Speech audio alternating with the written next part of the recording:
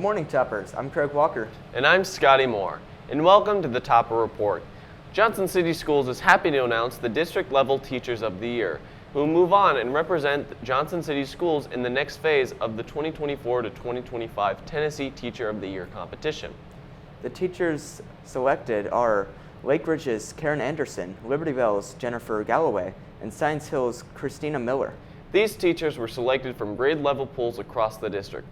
Those teachers included Building-Level Teachers of the Year, Cheryl Hoy, Daniela DeSalza Arosha, Rebecca Saunders, Megan Scott, Dedra Lamb, Allison Berry, Carolyn Rose. At the middle school level, Building-Level Teachers of the Year include Brandy Sanchez, Lisa Raper, Carlton Lyon, Cherry Swartz, and Kelly Pratt. Science Hill High School was represented by Ann Graves, Ryan Goins, Brent Sluter, and Cecilia Street and Rick Marshall. Rick Marshall, isn't that one of the theater teachers? That's right. And speaking of theater, the Science Hill Improv team is having their show later today from 7 to 9. Doors open at 6:30. Let's go to Olivia with more information. Thanks, guys. I am Olivia, and I am here with Owen Hoover. I am president of the Science Hill Improv team. Olivia Castillo. Hi, I'm Claire Forslin. What is your favorite part about being in Improv? Really being on Improv, it's a good chance on Wednesdays and then on our shows on Fridays to come and just kind of relax by doing something creative. Sure, there's some stresses associated with being on stage and just kind of going from the heart, but it can be really freeing to just be able to be silly, mess up, and know that people aren't going to judge you for it and really just have the chance to do something other than the regular monotony of schoolwork. I think just being able to mess around on stage, it's a lot of fun, and I really like comedy acting, so that's why I really like it. What are you most excited for about the show? I'm really excited to see the turnout, to see how many people come. It's really interesting to see all of the different prompts that we get, and it's really just fun to be not knowing what you're gonna do and just coming up with it and hoping that people will find you funny. Yeah. I really like holiday shows. They're my favorite all year round, and I also really like performing in front of people and making people laugh, so that's what I'm most excited about. How are you preparing for the show? This show, I think we have a really good cast of people. We have a really strong group this year. Some people who we've had this year who've been out for a little while for illness or other commitments are finally back, and they are so funny, and I'm really excited to see how they work together because we have never had this exact group on stage before, so I really want to see what they can do. We just do a lot of practicing with a bunch of different games. A lot of the times before we do our shows, we go over a few games that we don't know very well, and we don't try to be funny, you just try to be unexpected, and I think that's just a really big deal, a part of it. Why should people come to see the show? For this show, me personally, I'm going to be doing a little bit of advertisement work, preparing some prompts for people who might need some help with their introductions. Otherwise, the rest of the team, we're going to be having closed practice next week for 2 hours to get ready for the show. We'll get there a little bit early to decorate and run any last-minute games. It is kind of hard to rehearse for improv because obviously it's improvised. All you can do is play the games. So really, it's just a matter of getting comfortable with each other as much as it is a matter of actually doing improv. So that's what we'll be working on the next little bit. It's a lot of fun, and I would really appreciate it if you come to the show. A lot of the money goes to our theater program, and that'll help us a lot. I think people should come because I think it's super funny, and all the people on the team, they're just great people. The community is really funny, and it's a very welcoming environment. All right, thank you. Thank you so much. On three, we say? 3. 1, 2, 3! Well, that looks fun. It sure does. I'll have to go see it. Now, we'll be right back after we visit with Cassidy and Israel on the Sports Report. Good morning, Toppers. I'm Israel Spiker. And I'm Cassidy Hammonds, and this is your Topper Sports Report. To kick off the show, here's a quick recap of the boys basketball team. Over Thanksgiving, they faced some tough competition, failing to Gatlinburg-Pittman 78-40 and Morristown East 59-46, and a big win over Greenback 86-19. Back in regular season actions, the Topper fell in Unicorn County 62-53 and Greenville 57-50. On December 5th, they bounced back with a big win over Jefferson County 49-37. They take on Hardin Valley tonight at Freedom Hall for the Doubletree Round Ball Tournament. Good luck, Toppers. Our Lady Toppers played on November 21st, and they had a hard-fought victory against Cleveland, winning with the score of 38-36. On November 25th, we faced a defeat against Farragut with the score of 38-51, but came back in tow on November 25th against Livingston Academy with a score of 57-53. Then on November 28th, we played against Unicoi County with a sharp win, a score of 55-50. Finally, on December 1st, the Lady Toppers fell to Greenville with a score of 38-74. Let's go over our field team as they catch up with Coach Whaley and player Lexi Green after the Greenville game last Friday. Thank you. I'm Cassidy Hammonds, and I'm here with Scotty Whaley. Lexi Green. What are the team building activities you do every year with your team? We do a swim party at my house during the summer. We do a Christmas party. We try to go eat sometime. We go out and eat. We do some stuff. It usually involves food.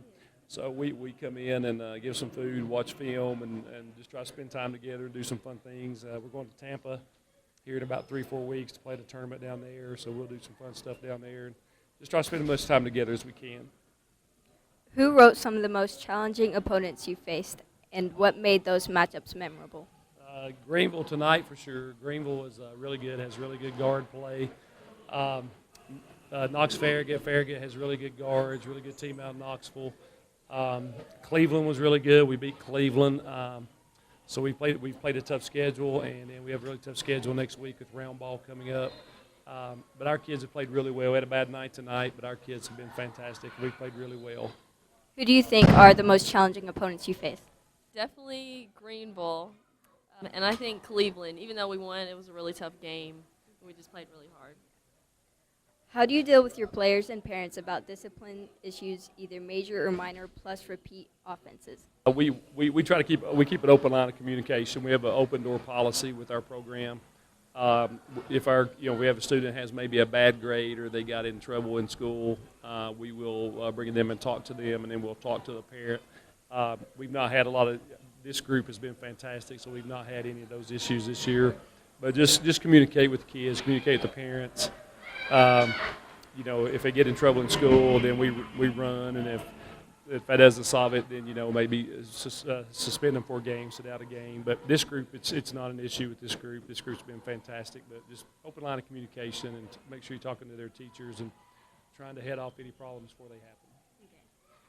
As you reflect on your career highlights, what are your future goals, and what do you still hope to achieve in basketball? I hope that we make it to the state tournament this year, which I think we have a good chance if we just keep playing hard and just keep hustling. Same thing, just get better every day as a person and as a player, and just keep improving, getting better, enjoying the moment. I think, as I've gotten older, it's enjoying the moment. And just been around kids like Lexi. I mean, Lexi I love her to death. She knows that, and we just want to improve every day as a person and player. And if we do that, we'll have a great chance to meet our goals. What is your philosophy of coaching and its relationship to education? Kids who work hard and who are disciplined in the sports arena, or whether you're in a band or TV or whatever, those kids have goals and are motivated, self-motivated, and I believe that those things pay off. Basketball is a small part of their life. You're going to always, if you get an education, people are going to always know that you got an education every time you speak, and it's important to see people like Lexi and some of the kids that we've had in our program go on and be nurses and doctors and lawyers and run their own businesses, their own companies, and it goes hand in hand. You want, if you're successful out there, it means you're working hard and you're going to have a chance to be successful in the classroom. How would you describe the overall chemistry within your team, both on and off court? On the court, it's been good. They do a good job. We have a really, really young team. We turn to Lexi and to Jersey Jones for their leadership to give leadership to our players. Our chemistry's been good. There's always bumps in the road, and the best way to do it is just talk about it, hit it head on, talk about it, don't let it fester and get worse, and just be open and honest and have real talk and real conversations about it. Thank you, and back to the studio. Thank you, team. Sounds like they have a solid foundation and big plans for the season. On December 5th, our Lady Toppers won against Jefferson County with an amazing score of 55-40. Great work, Toppers. and tonight the Lady Toppers play against Rhea County at Doubletree Roundball. Best of luck to our Lady Toppers tonight. Our boys wrestling season has kicked off with 2 tournaments. They placed 7th in the Beatdown of the Mountains tournament with Caden Clopton and Chase Smalling, bringing home first place finishes. In the tri-meet at Avery County, the boys as a team lost to Avery to 59-29, but won against Wilkes Central 60-23. Great work, Toppers. The girls wrestling team had their first tournament in the Beatdown in the Mountains as well. The team finished 6th overall with second place finishes Kaylee Cross and Dakota Ward, and first place finishes from Alex Costello and Swayer Ward. Great job, ladies. On November 28th, the swim and dive team had a hard defeat to Dobbins Bennett, with the girls falling 66-116 and the boys 75-87. On December 2nd, our diving team had a meet in East Tennessee with our Lady Toppers placing 2nd and our boys placing 3rd. On December 2nd, our swimming team, both boy and girl, Toppers won first place out of 32 schools, with our girls winning against Cave Springs High School with a score of 340-330, and our boys winning against Patrick Henry High School with a score of 320-259. Awesome work, Toppers. Well, that wraps up our Topper Sports Report. Thank you for joining us. I'm Israel. And I'm Cassie. Good luck to all the teams over the next few weeks. Go Toppers! Good to see our amazing team making progress. Speaking of teams, the Topper Band team is having a winter concert December 15th starting at 7 p.m. Now to Zach with some of the band crew. Good morning, Scienceville. Today I'm here with Mr. Wallingford. What music is the band performing for this concert? So this is our winter concert, so we're doing a lot of holiday music. The symphonic band is performing an arrangement of Jingle Bells, which is really fun. It's super, super fast, so that's a fun one. We're doing I'll Be Home for Christmas, which is kind of lyrical and neat. The Wind Ensemble is doing a really famous tune called Sleigh Ride. You probably hear it like on the radios. And then Percussion Ensemble is also performing, and they're doing a piece by the Trans-Siberian Orchestra. So really cool stuff. How long have you guys been preparing for it? We started immediately after Veterans Day, so not very long, so about three and a half weeks, really. How's the preparation process different going into a concert than it is for marching band? Yeah, so it's quite different. So in marching band, we're moving around the field and people are sweating, and you're trying not to, as we say, hear the feet in the sound and things like that. So it's a little bit of a different focus. In concert band, we just dive deeper into the music because we're sitting down. We don't have to think about moving as much. What's your name and grade? My name is Ethan Rich. I'm a senior. What's your name and grade? My name is Richard Smith. I'm a junior. What instrument do you play? I play the alto saxophone. What instrument do you play, Richard? I play baritone saxophone. How are you preparing for the concert? Lots of practice outside of school, lots of woodshedding and hours playing the same thing over and over. It's like you're preparing yourself to mature into a new environment. What excites you the most about watching students perform in the concert? Yeah. I think a piece of music is just simply it's a challenge, and it takes them time to put it all together. So I think it's really exciting at a concert when you just see the fruits of the labor and students being really, really successful. Do you have a favorite song that you're performing? Probably Sleigh Ride. It's really groovy and it's a fun song to play. Christmas Festival. In your opinion, what's the hardest song that you guys are performing? I think Christmas Festival is the hardest. There's lots of variation in style that makes it hard to transition. Do you enjoy performing in concerts? Absolutely. I do. Do you prefer marching band or concert band? More concert band because you just sit down and just play more. I think concert band. All right, awesome. And why? Concert band, I think I prefer it because there's a lot more nuance in how we play things. I get to care about the music more. Awesome. Well, thank you. And I can't wait for the winter concert. On the topic of winter break is coming up in only 7 school days. I can't wait. The holidays are a wonderful time to be shared with everyone. Let's head over to our man on the street, Cameron, to hear students' thoughts on winter break. Welcome to Toppers in the Hall, where we get to know the students of Scienceville High School. This week's topic is about Christmas break, so without further ado, let's get started. What is your name? My name is Caden LaFollette. My name is Lou Toth. Harley Davis. Isaac C. Gage Davis. Andrew Lamb. Chase Smalling. Are you excited for Christmas break? Absolutely. I'd say so. Most definitely. Do you celebrate Christmas? Yes. Yes, sir. I do. How do you celebrate Christmas? I get together with family, I open presents, and I decorate. I celebrate Christmas by spending time with my friends and family. Presents, food, the whole shebang. My family gets together on Christmas Eve, and we have clam chowder.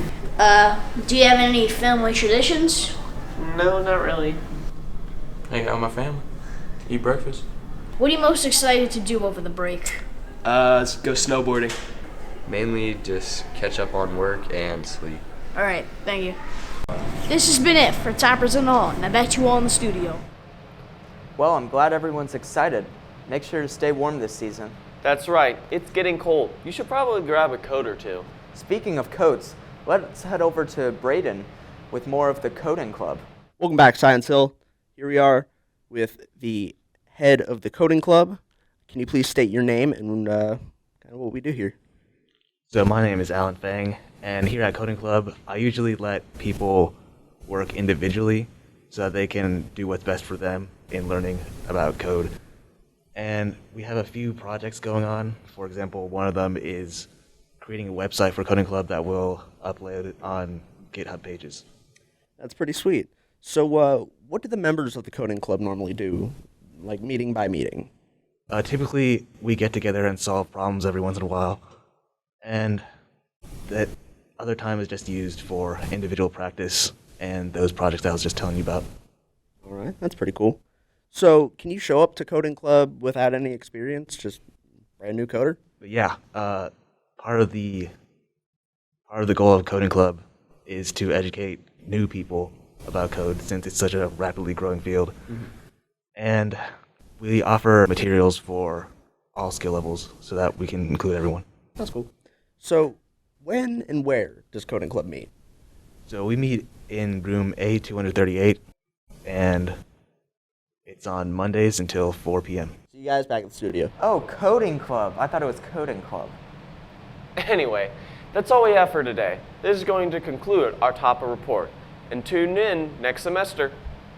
Thanks for watching, and have a Merry Christmas. Go Toppers!